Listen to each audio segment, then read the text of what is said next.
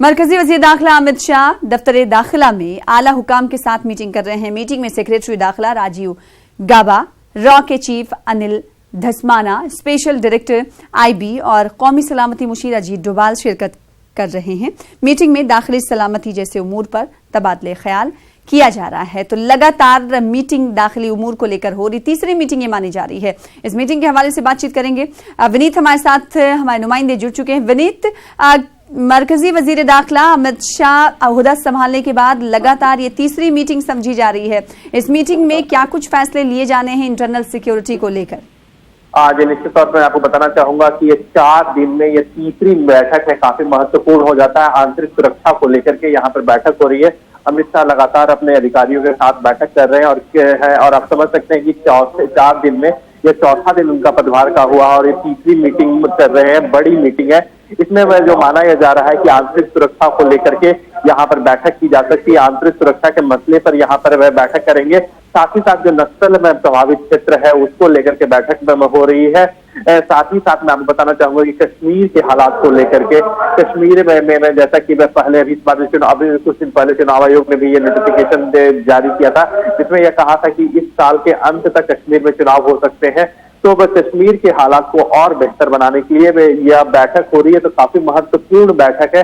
अमित शाह जब से प्रभार संभाले हैं तब से एक्शन में है और उन्होंने चौथे दिन में यह तीसरी बड़ी बैठक की है, जिसमें आंतरिक सुरक्षा को लेकर के काफी कुछ चर्चाएं हो रही हैं। जब मरकजी वज़ीर दाखिला के ओहदे के तौर पर अमित शाह का नाम सामने आया था, तब ये अटकलें लगाई जा रही थी और कहा जा रहा था कि अमित शाह के सामने नक्सल और साथ ही साथ नक्सल इलाकों से कैसे वो लड़ेंगे और ये बड़ा चुनौती भरा हो सकता है। और साथ ही साथ आर्टिकल 370 35A को लेकर वो लगातार हमने देखा कि चुनाव तशहीर में वो बात करते रहे कि जब वो एक बार फिर से इख्तिदार में आएंगे, सत्ता में आएंगे, तो आर्टिकल 370 वो बिल्कुल हटाएंगे। क्या लगता है कि रोड मैप तैयार किया जा रहा है इन तमाम चीजों का? आने वाले दिनों में, इन 5 सालों में कैसे काम किया जाएगा, या फिर सिर्फ इंटरनल सिक्योरिटी को लेकर ही बातचीत हो रही है?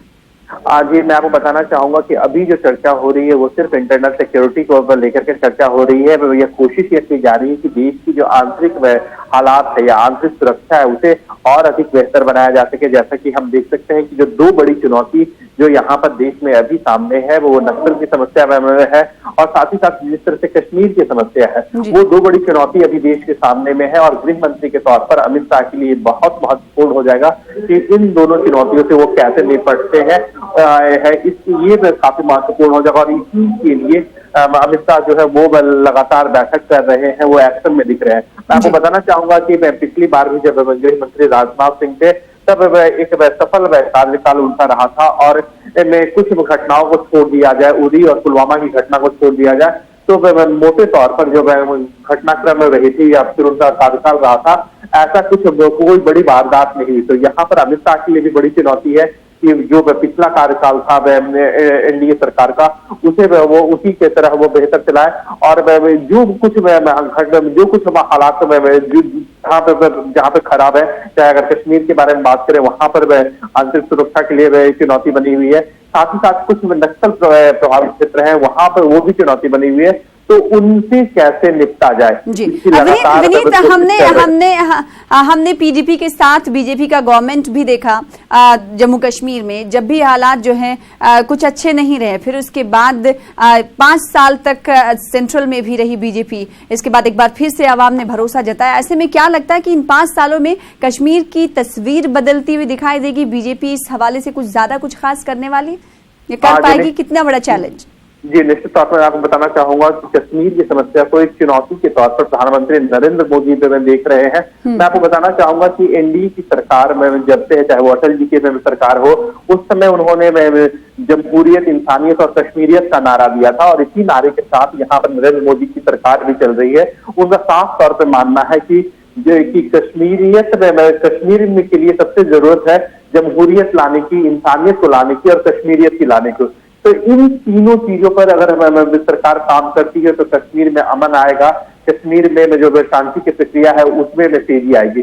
तो इसी सब नारों के साथ और इसी चीज को मुख्य केंद्र में रख करके यहाँ पर सरकार काम कर रही है, अमित शाह भी इसी चीज को लेकर के काम कर रहे हैं, क्योंकि कश्मीर को अगर शांत करना है, आतंकवाद को पूरी तरह से खत्म करना है, तो वहां पे जमहूरियत लाना बहुत जरूरी है, वहां पे चुनाव करवाने बहुत जरूरी है, और चुनाव के लिए सबसे जरूरी है कि उस तरह का माहौल बनाया जाए। यही कोशिश जो है वो बीजेपी में कर रही है, यही कोशिश प्रधानमंत्री नरेंद्र मोदी कर रहे हैं, और यही कोशिश अब बीजेपी के राष्ट्रीय अध्यक्ष अमित शाह, लेकिन अब उन्होंने केंद्रीय मंत्री का पद संभाल लिया है, गृह मंत्री है, वो भी यही कोशिश कर रहे हैं कि कश्मीर में सबसे जरूरी है शांति व्यवस्था कायम करना और अधिक से अधिक लोगों को जमहूरियत में शामिल करना, ताकि कश्मीर में शांति व्यवस्था को और बढ़ावा मिल सके।